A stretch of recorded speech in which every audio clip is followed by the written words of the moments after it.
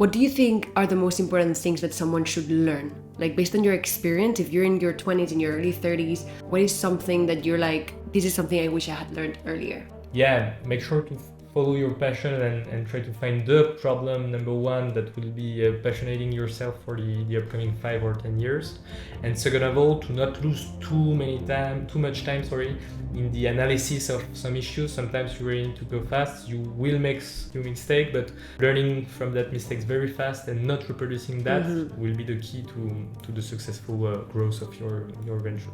We already have enough clothes on this planet to dress 5 generations without making a single new piece. So why are we still making more, and who is actually building the infrastructure to stop it? Our guest today is Maxime, co-founder and CEO of Crush On, a certified B Corp building the infrastructure of circular fashion for brands like Kiabi, La Redoute and eBay. He also co-founded the Federation of Circular Fashion at 22, while still being a student. Welcome to Reinventing Capitalism, the podcast where I, Claudia Thomas, decode the success of for-profit impact businesses through the stories of their founders.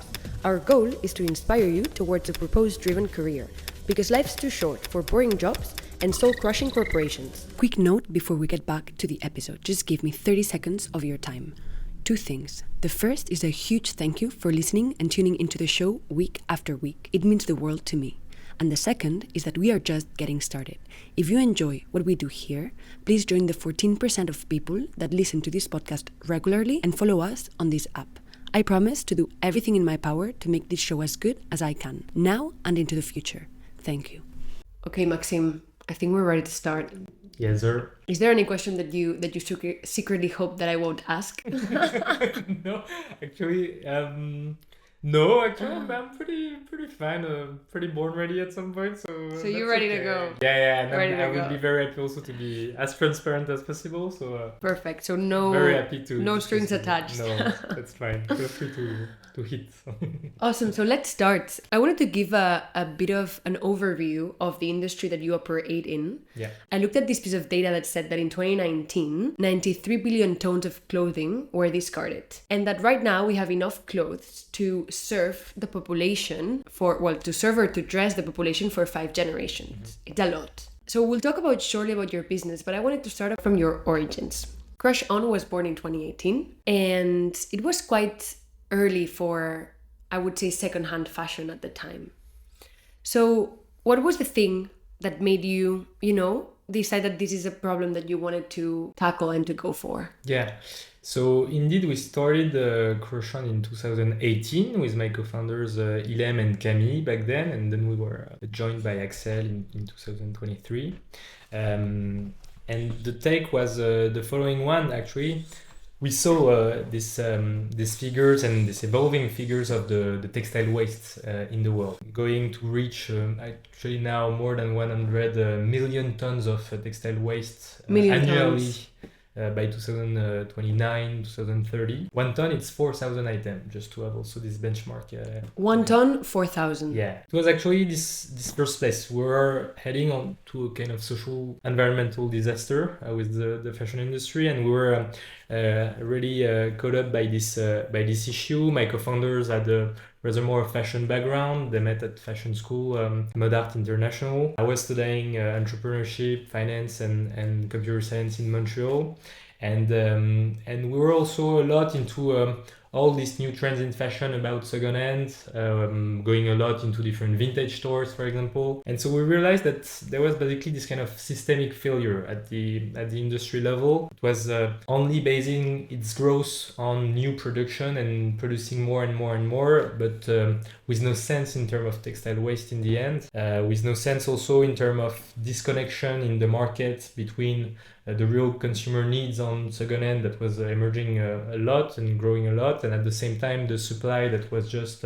not really used and not very leveraged by the different players. And so we really wanted to build this solution to make secondhand democratized, to make it also more accessible, and make sure that all the population could reach it. So at the beginning we started with a B2C approach, connecting the professionals with the consumer directly, and steadily over time, throughout also all the discussions that we had with all the ecosystem, may it be brands, may it be resellers, industrials, professionals. We realized that there was also more to do and higher impact to get by connecting also the professional suppliers of second-hand fashion with the leading brands and retailer in order to really catch the brighter and the larger volume of the market here. So for someone that doesn't know about Crush On, what do you actually do? Yeah, so we are the B2B infrastructure connecting the large fashion retailers and brands with the professional second-hand suppliers. So we enable basically any kind of brands or retailers to define a sourcing brief to start its second-hand offer by getting the clothing from professionals in the second-hand industry. So it means that they will only focus on distribution, on knowing the customer demand, on accompanying their clients toward new ways of consuming properly, while delegating all the very tough operations, very technical work of managing also these large volumes of clothing and all the working capital also that is needed to be invested to the professional suppliers of second-hand fashion. So we help today leading retailers like Galeries Lafayette on high-end, but also Kiabi, Carrefour, Decathlon on the mass market to launch their second-hand offer sur mesure. Okay, because who exactly benefits from that? Is it these big retailers or is it the professional second-hand companies that deal with the clothes? So it's actually both of them. So our clients are both of them, as we sell basically our software on the supply side and on the demand side. To both of them. Exactly. And a retailer takes a huge advantage of Crush On by being able to launch a sur-mesure second-hand offer on a very scalable scope, going from one shop to hundreds or even thousands of point of sales, while the second-hand fashion suppliers can access this distribution network by focusing only on the preparation of the second-hand goods. So we basically create this collaborative space so that retailers can focus on what they do the best, knowing the customers, adapting the communication, making sure that the merchandising is greatly done, accompanying the customers towards new way of consuming with better impact, while the suppliers can focus on sourcing the right clothing, doing the right sorting of goods, and making sure that all the logistics, all the operational tasks are dealt properly throughout our software. So on the supplier side, how often do they give away clothes? And on the like second-hand service side of things, what do they do with these clothes? Yeah, so basically our suppliers, all of them, they are professionals of second-hand goods. So it's ranging from the individual working on luxury vintage fashion only, picking all the stocks throughout different sources, maybe associations, maybe also a public sale of vintage high-end goods. And it ranges from this kind of seller to very large ones, industrial sorting centers, collecting the second-hand waste, actually, the textile waste from the bins that you can find in most countries, and managing 10, 15, 20,000 tons of clothing annually, of second-hand clothing annually. So we help them basically make sure that the right garments is then connected to the right point of sales, to the right outlets. Because obviously sports second-hand fashion item would go rather more and would be sold rather faster at Decathlon than at Galeries Lafayette, for example. And the same way for a vintage luxury garment. So we basically help them deal with all these huge amounts of clothing that is collected on an everyday basis. Answering your first question, every day they collect many different tons for the biggest one, the industrial players. But every day as an aggregate, or every player gives you clothes every day? No, yeah, every day, yeah. And on the retailer side, the idea is actually to make sure that all these brands and retailers can start their second-hand program, not by having to pay a customer to get his clothing or pay another professional to get a wholesale sourcing, but rather throughout a consignment model. The Decathlon, for example, describe the brief. I want only sportswear, to make it clear. And the supplier will bring me these goods, and I will pay only through a commission when the sale is made. So I have zero working capital. I can focus only on what my customer really wants, and I can launch at a very fast pace a large second-hand offer. But yeah, on an everyday basis, the professional sellers of second-hand goods, they collect hundreds, thousands of tons of clothing for the biggest one. So interesting. And it could be interesting also to do maybe a special format in which you can visit a sorting center, but you have private ones, you have also large associations. They collect on an annual basis, tens of thousands of goods. So it means, it's a automated sorting line. They have people working there and sorting the garments. And this is basically the way all the end of life of textile is managed today. Super interesting. So let's talk about how you actually started this, because you don't have a background in fashion, you don't have a background in tech. So I want to understand, what is the practical first step that you took, right? You can maybe start by giving us a bit of where you come from, and then how do you actually, take the leap and start with the project? Yeah, so we started in 2018. It was still during our university's days, so already a few years ago. Okay, so you're a dropout. No, so we went up to the end of our studies, but we went full time in 2020. So it was 2 years of real experimentation, during which Crochon was focusing on a B2C approach, connecting the professional vintage shops, second-hand shops, consignment shops through customers and consumers who wanted to consume better. And so we help them throughout e-commerce website, throughout different permanent shops with leading retailers like Galeries Lafayette, Westfield. And we started like that. How did we start when we were at the very beginning? Basically, we discussed a lot with different suppliers, so vintage shops. When we're going for shopping with Ilham and Camille for second-hand garments, we're discussing a lot with second-hand shops, and we realized that most of them, they were not connected digitally to their customer base. They were not also distributed on other channels like Galeries Lafayette, even though their offer was very high-end and could match the demand there. And we wanted to actually help them extend their customer base, because we knew that from all the market studies, that second-hand fashion would actually double, triple in the upcoming years. So we started essentially with a very operational heavy process that, for God's sakes, we actually leaned and streamlined a lot since then. But we're going into the vintage shops, taking picture of that, coming back at the university or at home, uploading this on our WordPress website, waiting during 2-3 days before the sales was done, coming back to the vintage shop to send it then to the customer. So it was a complete mess, but we were able to challenge it with the market, and during our university years it was interesting to do so. But then by 2020 it was more methodological, and we understood exactly where we could get a value, especially when we decided to move toward a more B2B, B2B2C positioning from 2023.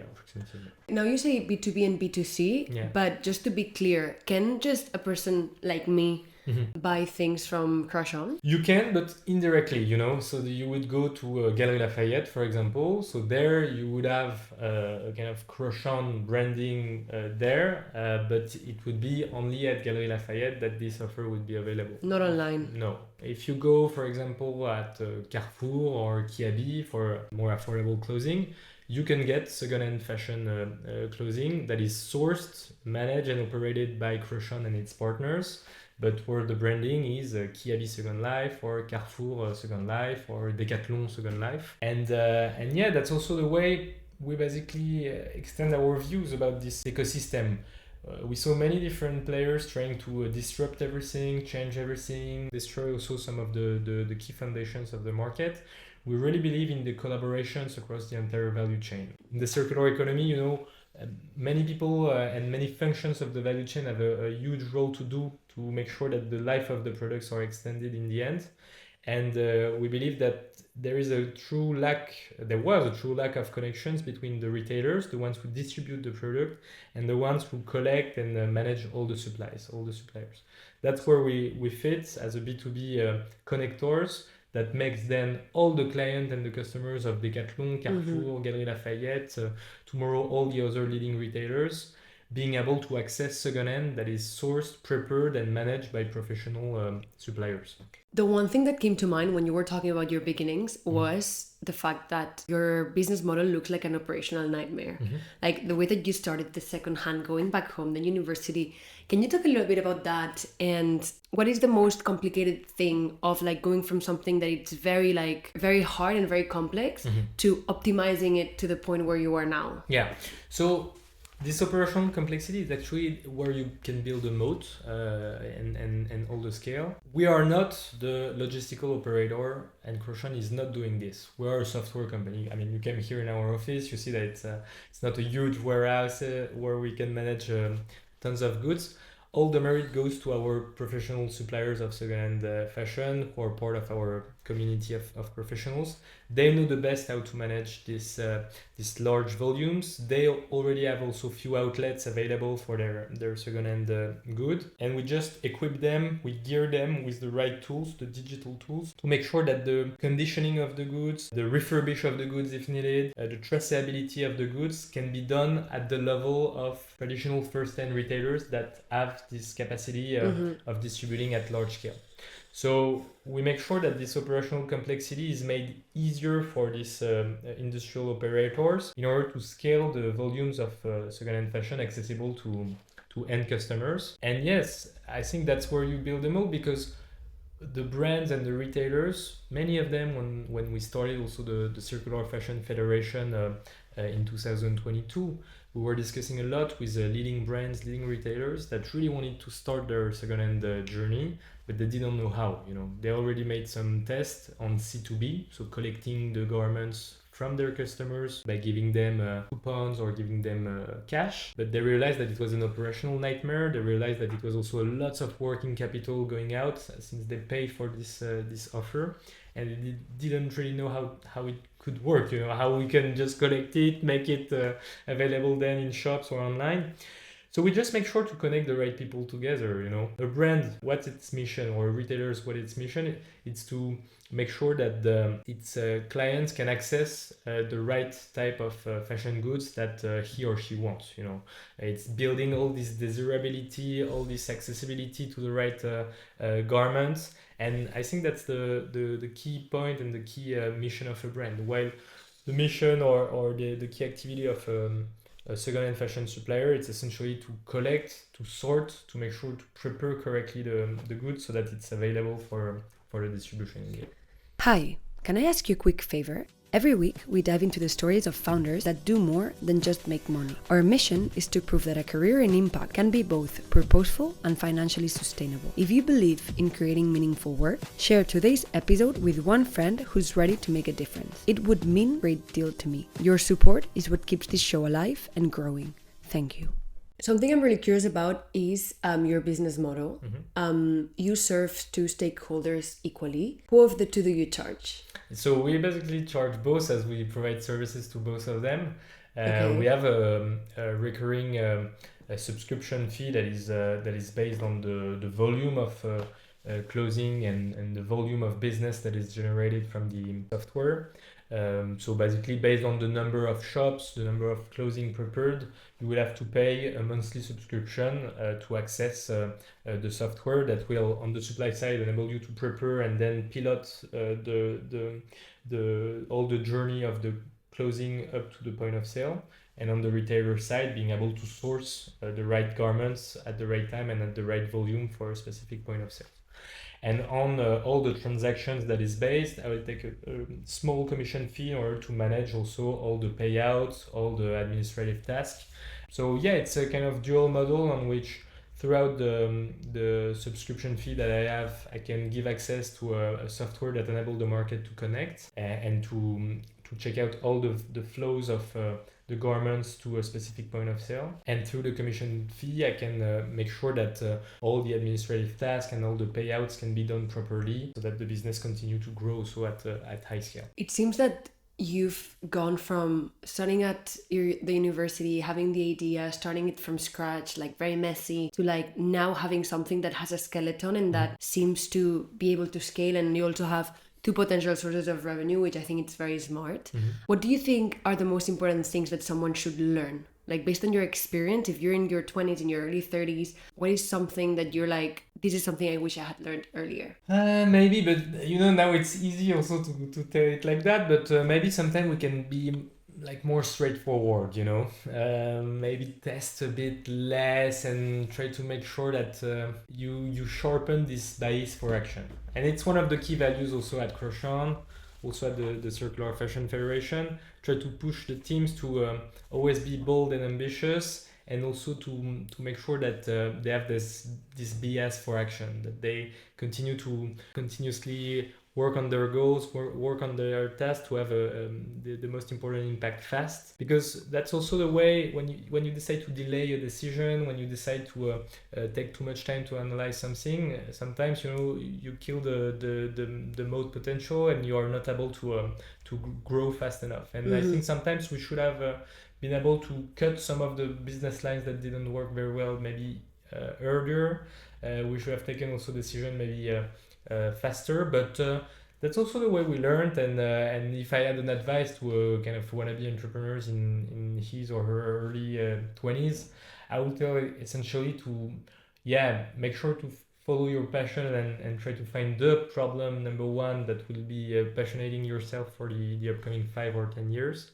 And second of all, to not lose too much time in the analysis of some issues. Sometimes you really need to go fast. You will make a mistake, but learning from that mistakes very fast and not reproducing that will be the key to the successful growth of your venture. I have a bit of a controversial question. How do you respond to the argument that secondhand gives people an excuse to consume more? Yeah, so it's true. And on scientific research, we see that there is, for some types of secondhand, a kind of rebound effect. And we work a lot on these questions at the Circular Fashion Federation. So quickly, it's an organization that I have the honor to preside. We gather a bit more than 400 members, ranging from large companies to many innovative companies also in the circular fashion industry, and work a lot with the market studies on this type of issue. We realize, working with the university, that indeed for specific type of products, essentially fast fashion products and platforms, second-hand platforms, for example, that gather lots of fast fashion products, that it can create this rebound effect, meaning that you can consume more than what you would have consumed if it was only first-hand, right? And I think on this, there is a counter-argument. First of all, I believe it's a transitional way between this linear economy to circular economy at scale, because we still have a lot of new production of first-hand fashion that is produced right now. So it doesn't decrease. Some of the leading players doesn't have any roadmap to decrease this volume of production in the upcoming years. And at the same time, you need to find maybe ways of extending the life of some of the garments. And one of the key figures to have in mind when you challenge yourself about second-hand or not, it's also about where is the environmental impact of your garments. Actually, between 70 to 80%, 75% of the environmental impact of your garments is coming from the productions of a new garment. The extraction of the material, the transformation of the material, the fabrication in itself. This is actually the Pareto problem. That's the huge chunk. That's the 75% of it. So if you can make sure to substitute the fact of producing a garment by selecting a garments that already exist, you are addressing already a huge part of the problem. The rest is important because it still represents 1/4 actually of the environmental impact, but all about transportation, all about the distribution of it, it will be secondary, and it's important to work on that. But substituting a first-hand garment by a second-hand garment in itself, you're already solving a huge part of the problem. And then, second of all, the second argument is that, when you have a second-hand mass market product that appears to be redistributed either online or in a physical point of sale, it's actually better to extend its life rather than recycling it or just making it disappear by burning it or whatever. It already exists. The way I see that, and maybe it's a bit personal, but second-hand platforms or retailers who are trying to give a second or third life to this kind of products, they are actually the ones who suffer from the productions of this new type of low-quality garments. So the question we need to ask collectively here is how we can also make sure that the new production of garments or eco-design, that they use recycled materials, that they can also enable a level of production that is more equilibrated with the resource available. And it will go with a bit of regulation, I believe, with a bit of business innovation there. But we must challenge essentially the way we produce and how then consumers consume the fashion industry. So if second fashion is growing, what is the trigger in consumers to consume more? Is it that they know that they're going to be able to resell it and therefore they're like, oh, I'm just going to buy it because I'm going to make money by reselling it? What is it? Yeah, these are the type of thoughts that can appear, and I believe when you buy a t-shirt, maybe €5, or even in some of the ultra fast fashion websites, €2, and you know that you cannot really return it because it wouldn't make any sense if you have to pay the logistical way back to the warehouse. You can tell to yourself, for sure, I'm gonna sell it then back on Vinted or whatever platform that accept secondhand fashion, secondhand fast fashion, But in the end, I believe the real question is, why did you buy a €2 t-shirt? And why do you need to buy a €2 t-shirt here? And it's rather more challenging how these kind of products can be accessible in the EU or in France or even in other countries, how it can be accessible today. And second of all, why a consumer would like to buy a first-hand t-shirt at €2. I believe this is really the key issue in the fashion industry today, is that quasi all of the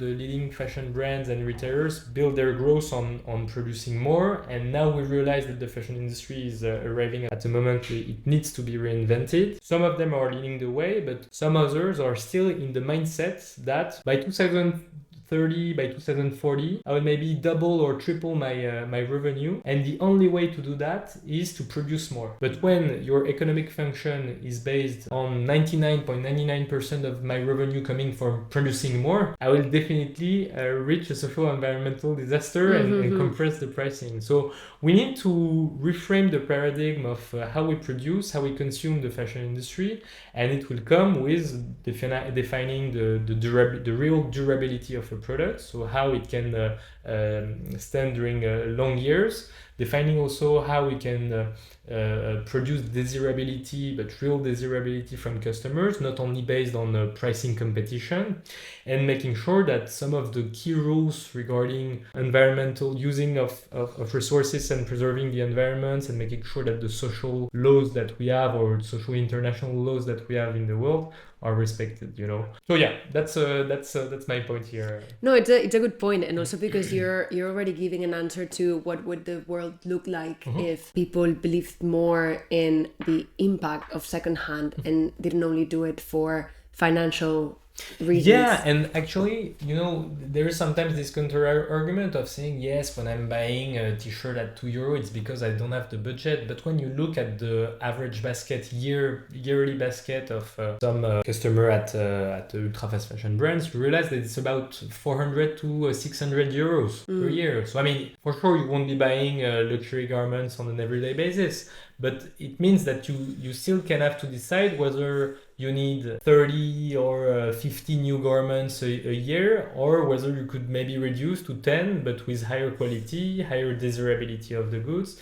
and clothing that you would like to also wear or resell during a long time. And I really believe that the leading brands and leading retailers by 2030, by 2035, by 2040 will be the ones that will understand that by then, their revenue share, their revenue mix will be maybe 50% on new production, eco-designed, with recycled materials, and then 30% of second-hand, 10% of recycling, and 10% of renting services, And that will be also the way will gonna come from a situation where 100% of my revenue was coming from I produce new first-hand garments to I have an equilibrated mix between second-hand fashion, renting, repair services, and first-hand eco-designed garments. A question came to mind while you were speaking. I'm thinking back to your two stakeholders. What's in it for the big galleries? So like Galeries Lafayette or Decathlon, like why do they really pay you? Like what's their incentive? Because it seems that they're paying you to collect their clothes. So I don't ultimately collect their clothes as they work with professional suppliers. But we help them make sure that the sourcing brief that they have, so what they want to source from the professionals, is actually accessible and exists. Because if you want to source only luxury brands of sportswear across 200 point of sale, I won't be able to source this one. So we help them define what is the real product mix that they could that could create a lot of economic value and that could be also sourceable in the end. And then throughout my software and the marketplace, they're able to access it without having to pay for the garments before it's sold. So we define the kind of pre-secured margin based on the complexity and their need, logistically speaking. And when the garments is sold, they collect the money from that, and all the working capital is at zero. All the unsold stocks is sent back to the professional suppliers, and they basically focus on one thing: how I can merchandise the product well, how I can make my sale correctly to the customer, and how I can make sure that the customer is satisfied with this second-hand offer. So they can delegate all the operational burden, while at the same time being able throughout the Crochon Connect to handle all the steering and the development of the offer. And Makes sense. We have actually different layers, but that's generally always the first layers we work on. We help you source from professional suppliers the second-hand fashion that you need to make it profitable, to make it scalable, and to make it desirable for your customers. And then you have additional add-on that we can activate, like to collect in shop from your customers, to resell your own second-hand unsold inventories. But the first layer, the one that works the best, is I'm a retailer. I need to collect from professional suppliers without having to pay for unsold inventories of second-hand fashion, but just by start to sell second-hand very fast. I would like to end the interview and get into the concept of talent, because the majority of the people that listen to the podcast are people that want to contribute to a company that is solving a problem that is bigger than themselves. You are an impact-driven business, but also a certified B Corp. Yeah. What does that actually look in terms of talent? So how do you assess whether if someone is good for your company that you cannot read in a CV? Yeah, that's actually a good question, and I think it's always based on the culture and the different cultural pillars that you would have, all the values of the company. So we spend a lot of time with our team trying to brainstorm a lot about that, challenging that with all the talents here at Crochon, making sure that we define what are really our values here. And I believe when someone is looking to join a company, he or she must ask to itself, but am I good enough for this company? But is the company good enough for me too? And I really want to value this, because in the end, sometimes I met great people with a great set of talents, but sometimes just the cultural fit was not here. I wanted to preserve also, each other health on this type. So for Crochon, how we do assess that? It's first of all someone who is matching our culture and our values, and what are our values? We're indeed impact driven. That's why we are labelized B Corp. That's why we publish on publicly our annual impact report since 2021, and it's really important for us to monitor this and to make sure that everyone at Crochon is really focused on this social environmental impact reduction. We're also very, again, bold and ambitious. We aim for excellence, meaning that the objectives that we fix collectively are always super high, that we're trying to go to the extra mile, piloting also this with the team on a very recurrent basis, but at the same time also always being human first, meaning that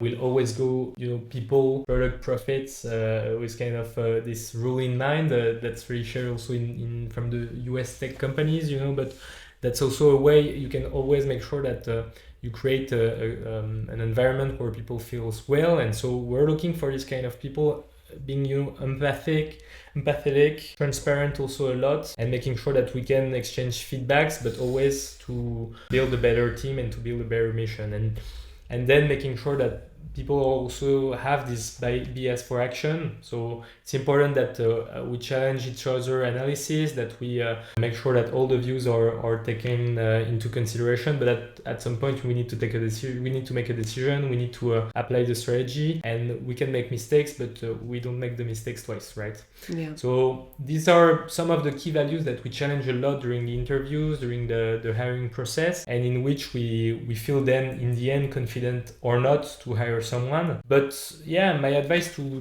the people who are maybe today looking for an impact job, a job at an impact company, would be to actually really try to change that during the interviews. What are the values of your company? What is above the mission and the public communication, but what are the key pillars that drives not only the CEO or the management team, but every employee towards the same mission. Yeah, how do you cascade down this mission to the culture of the company? Exactly. And it seems sometimes very intuitive or too much when we're talking about early stage company. I mean, we're 15, 20 if we count also the extra consultants that works with us, but it's really important to deep dive into this culture because it will actually for the employers it decreases, I believe, the mistakes in hiring, and also for the employees that's always important to change that, because it will be the colleagues with whom you're going to work for the upcoming years, right? I totally agree, and this is something that I've learned throughout the last year and a half of interviewing founders like you, which is that it's hard